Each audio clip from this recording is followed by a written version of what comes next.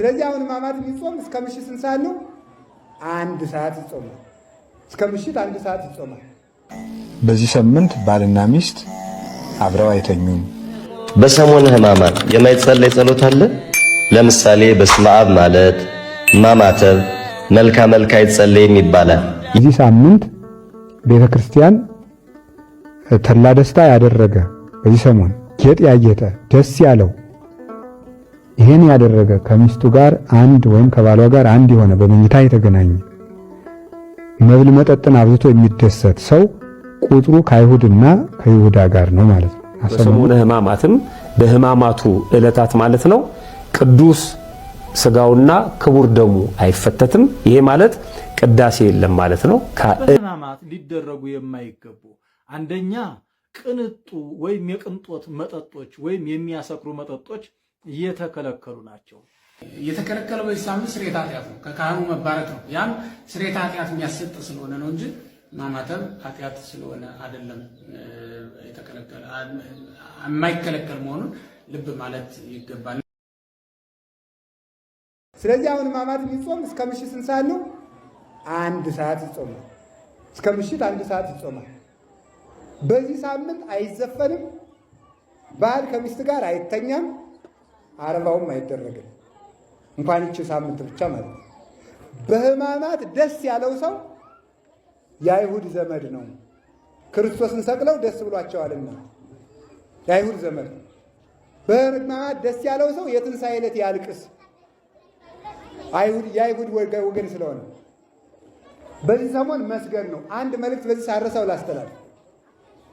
በሕማማት ሳምንት በዓል ቢመጣ ይሰገዳል። እሺ ሚካኤል ቢሆን እመቤታችን ብትሆን ባለ እግዚአብሔር ቢሆን ይሰገዳል። በዓሉን እየሻር ነው ሳይሆን በዚህ ሳምንት የሚመጣ በዓል የሚከበረው በስግደት ነው። እየሰማችሁ ነው። የዚህ ሳምንት በዓል የሚከበር በምንድን ነው? በስግደት ነው የሚከበረው። በስግደት እያከበር ነው እንጂ እየሻር ነው አይደለም። ስቅለት አብይ በዓል ነው። ስቅለት አብይ በዓል ነው። የስቅለት ዕለት እንሰግዳለን። ከስቅለት የሚበልጥ በዓል የለም። ስለዚህ የስቅለት ዕለት እንሰግዳለን። እመቤታችን ናት፣ ባለ እግዚአብሔር ነው። ሚካኤል ባለቤቱ በተሰቀለበት ቀን እዚያ የበለጠ በዓል የለም፣ እንሰግዳለን። ስለዚህ ይሰገዳል ነው። እንዳትከፋፈሉ ቤተክርስቲያን ላይ የትም ቦታ ሄዳችሁ ከዚህ በኋላ መጻሕፍት ያሉት በጉባኤ ቤት የሚተረጎሙ ይሄው ነው።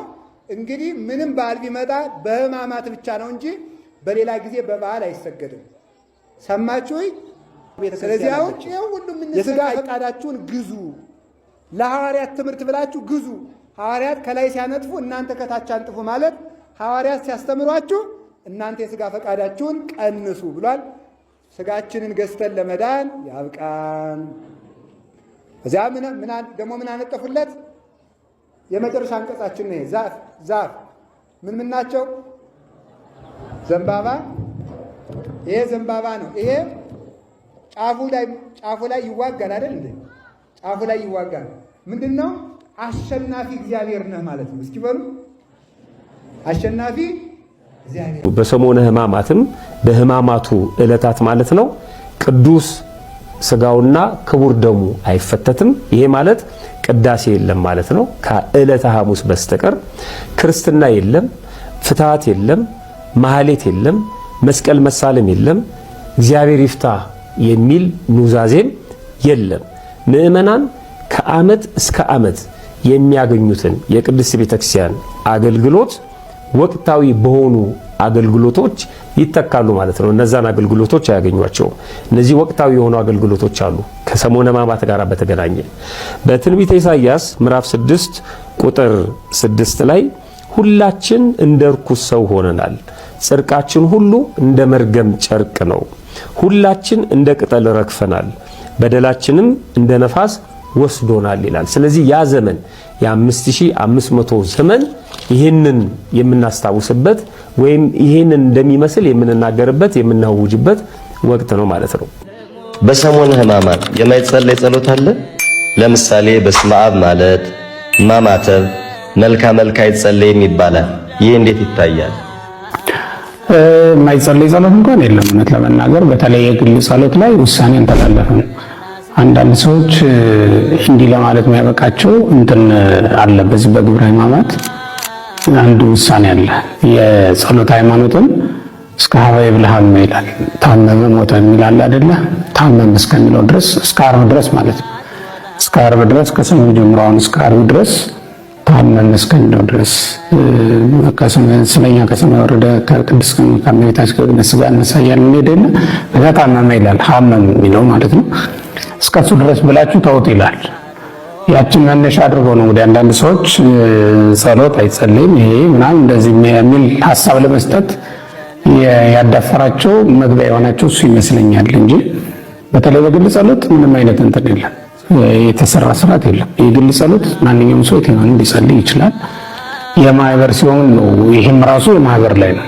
የማህበር ማለት ምንድነው? ግብረ ሕማማት እናነባለን።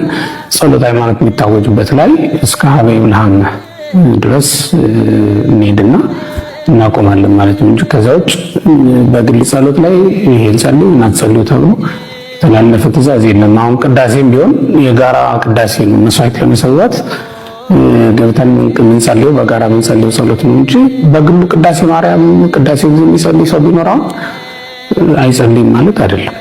በግሉ ማንኛውም ሰው ሊጸልይ ይችላል። ምክንያቱም በግል ጸሎት ላይ የተሰራ ስርዓት ስለሌለ ነው። በአጠቃላይ አሁን ያ ማለት አሁን በማህበር በሶሻል ሚዲያ ላይ ባሉት መንፈሳዊ ግሩፖች አዳራሽ ላይ ባሉ መርሃ ግብራት ቢኖሩ በእነዚህ መጸለይ ይቻል ይሆን? በእርግጥ አሁን በዚህ ወቅት ያለ የማህበር ጸሎት ግብረ ሕማማት ነው። እኛ በማህሌት በቤተክርስቲያን የሚታወቀው ሌላ የለም። ምህላም የላትም ቤተክርስቲያን፣ ቅዳሴ የላትም፣ ኪዳን የላትም። የማህበር ጸሎት ብላ የምታስበው በዚህ ሰዓት የእንትኑ ነው የግብረ ሕማማት የሚነበብበትን ቦታ ነው። ሌላ የማህበር ጸሎት በዚህ ሰዓት ያለ አይመስለኝም። ካለም እንኳን የተለየ ራሱን የቻለ ስርዓት የተሰራለት ምንም አይነት የማህበር ጸሎት የለም። በዚህ ሳምንት ባልና ሚስት አብረው አይተኙም። የጣፈጠ ምግብ አይበላም። ቢቻል የጨው ቂጣ ባይቻልም ሰው ሁሉ እንዳቅሙ ጥሩ ውሃ ብቻ በመጠጣት ወይን የሚያሰክር መጠጥ፣ ጣፋጭ መጠጥ ባለመጠጣት፣ ምቹ ቦታ ላይ ባለመተኛት፣ ስጋዊ ጨዋታዎችን፣ ቀልዶችን ሁሉ በማስወገድ ዘፈን፣ ጨዋታ፣ ድልቂያ፣ ተድላ ደስታ በሕማማት የተደሰተ ሰው በትንሣኤ ሊያለቅስ ይገባዋል ይላሉ 318ቱ ሊቃውንት በፍትሐ ነገሥት ሲናገሩ። ድግስ የለም በዚህ ሳምንት። ይህን ሁሉ አስበን ከጌታ ጋር የምንታመምበት ሳምንት ነው። ከክርስቶስ ጋር የታመመ ሰው ከክርስቶስ ጋር ይነሳልና እነዚህ ሕማማትም ለእኛ ክብሮቻችን ናቸው። በሕማማት ሊደረጉ የማይገቡ አንደኛ ቅንጡ ወይም የቅንጦት መጠጦች ወይም የሚያሰክሩ መጠጦች የተከለከሉ ናቸው። ሁለተኛ መስቀል መሳለም አይፈቀድም። ሶስተኛ ሰው ይሞት ፍትሐት አይፈጸምም። እሁድ ጧት የሆሳዕና ጧት እግዚአ ሕያዋን ይነበባል፣ ጸሎተ ፍትሐት ይደረጋል። በሕማማት የሚያርፍ ሰው ወይም የሚሞት ሰው ካለ ፍትሐቱ እሁድ ስለተፈጸመለት ዝም ብሎ ቀብሩ ይከናወንለታል ማለት ነው። ፍትሐቱ ተፈጽሞለታል። ሁሉም ክርስቲያኖች ወደ ቤተ ክርስቲያን ሂደው ይህንን ፍትሐት ያስሄዳሉ ማለት ነው። አራተኛ ጌጠኛ ልብስ መልበስ አይቻልም። ምክንያቱም ሳምንቱ የመከራ ጌታችን ኢየሱስ ክርስቶስ መከራ የተቀበለበት ሳምንት ስለሆነ የጌታችንን መከራ የምናስብበት ሳምንት ስለሆነ ማለት ነው። አምስተኛ ባልና ሚስት በግብረ ሥጋ ግንኙነት መፈጸም ወይም መገናኘት የግብረ ሥጋ ግንኙነት ማድረግ እጅግ በጣም የተከለከለ ነው።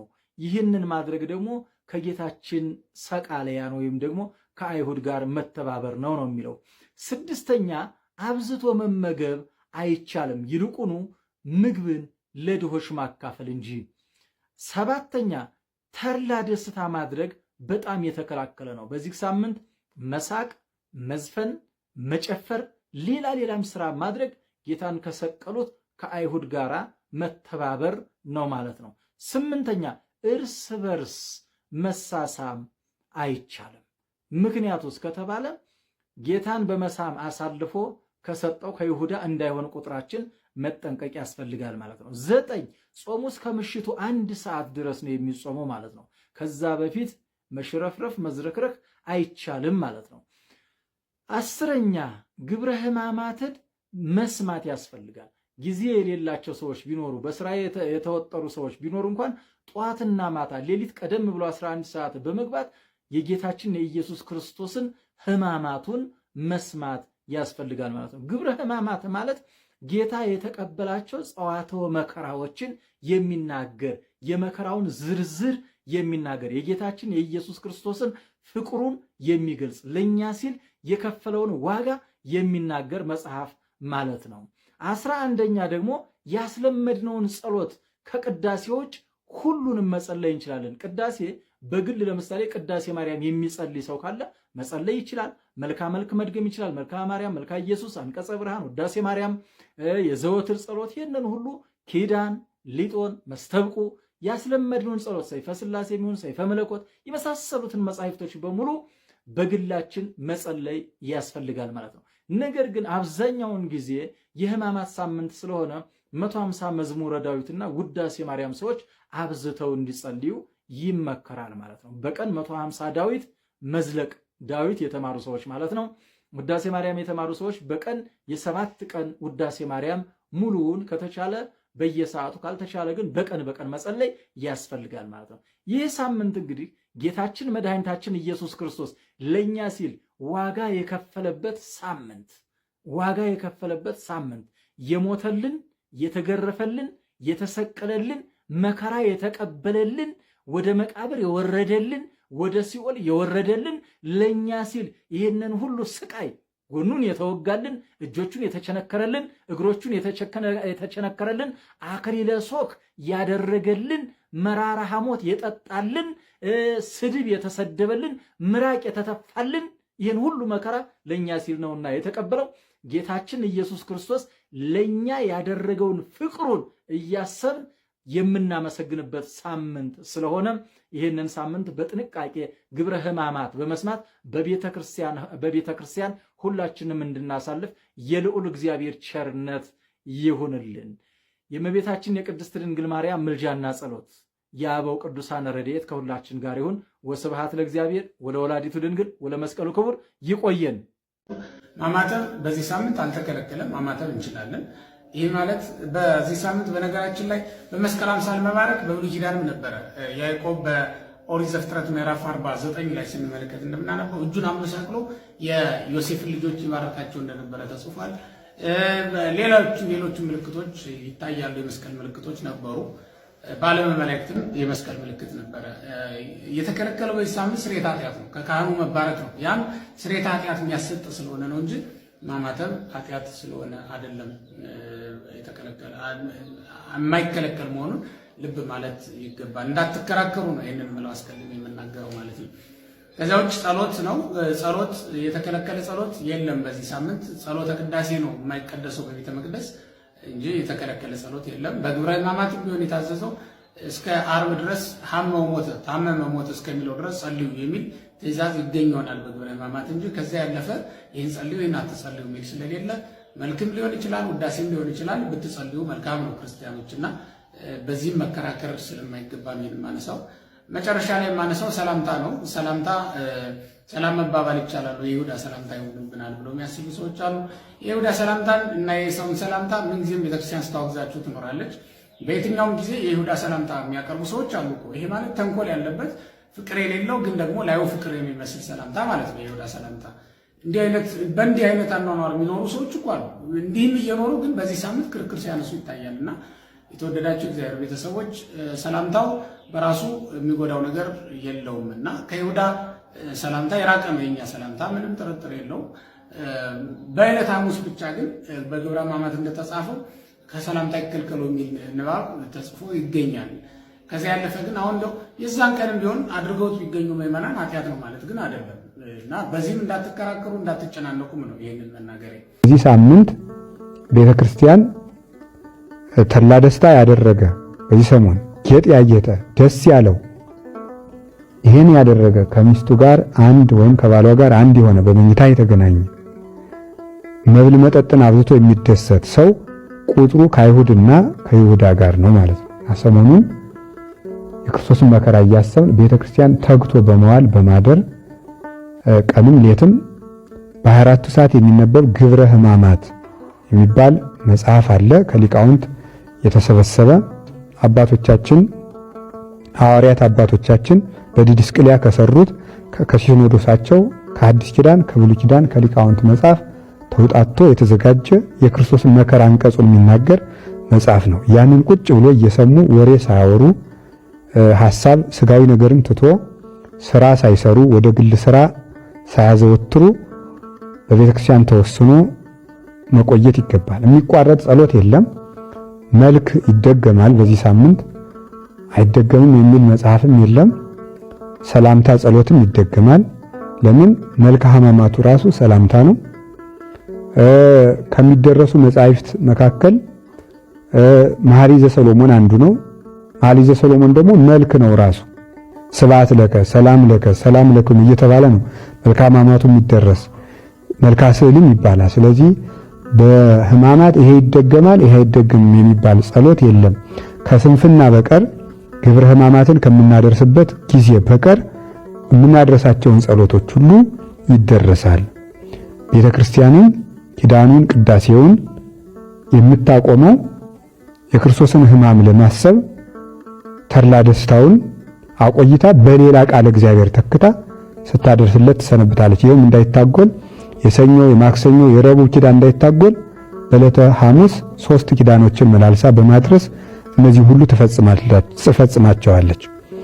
ስለዚህ ይህን በማድረግ ቤተክርስቲያን ፍጹም በመዋል ቢቻል የጨው ቂጣ በመብላት የተቻለው ከታመመ ሰው በቀር ደዌ ከጸናበት በቀር በጨው ቂጣ እየበሉ ከሚጣፍጥ ምግብ በቀር ሆኖ ይህንን መጸለይ ይገባል። ቤተክርስቲያን መዋል አለብን። ግብረ ሕማማቱን መስገድ ብቻ ሳይሆን ግብረ ሕማማቱ የሚነበበውን ንባብ መስማት ይገባል። በዚህ ሰሞን ተድላ ደስታ ማጌጥ የለም። በጸሎተ ሐሙስ ሁሉም ምዕመናን ይቆርባሉ፣ ስጋው ደግሞ ይቀበላሉ። መቁረብ የሚቻላቸው የተዘጋጁ ሁሉ ይቀበላሉ። ተዘጋጅተን እንቀበላለን ስጋው ደሙን። ለምን? የጸሎተ ሐሙስ ዕለት ብቻ የሚቀደስበት ምክንያት የጸሎተ ሐሙስ ዕለት ሐሙስ ሐዋርያትን አቁርቦ ዓርብ ስለተሰቀለ ያንን ታሳቢ ማድረግ የዛለት ምስጢረ ክህነትን ለማስተማር ሥርዓተ ቁርባንን ለማስረዳት 12ቱን ብቻ አቁርቧል። ዛሬ ግን ስጋው ደግሞ ለሁሉ ስለተሰጠው ሁሉም ምዕመናን ይቆርባሉ ማለት ነው። ማማተብ ግን ይቻላል ሳምንቱን።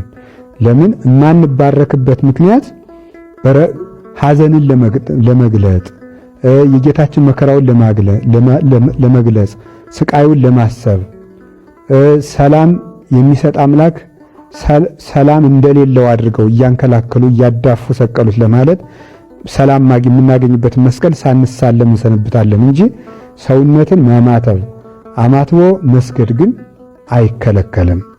ይህንን አድርጎ ዓርብ ማታ ለእሑድ እስከ እሑድ ድረስ አክፍሎ መዋል ይገባል። ማንኛውም ሰው ማክፈል ይገባል። ፍታት የለም፣ ክርስትና የለም። በዚህ ሳምንት ቀናቸው የሚደርሱ ክርስቲያኖች ቢኖሩ ወይም ደግሞ 40 ቀን የሞላው ወንድ ልጅ 80 ቀን የሞላት ሴት ልጅ ብትኖር ዕለቱን እንደማለፍ አይቆጠርባቸውም። እሑድ ክርስትና ይነሳሉ ማለት ነው፣ ይሰነብታሉ። ንዑሰ ክርስቲያን አዲስ ተጠማቂ ካደጉ በኋላ ክርስቲያን የሚሆኑ ምዕመናን ቢኖሩ ሐሙስ እግራቸውን አብረው ይታጠባሉ፣ አይከፈልባቸውም። ቁርባን ግን አይቆርቡም። ክርስትና የሚነሱት የሚጠመቁት ግን እሑድ ነው ማለት ነው።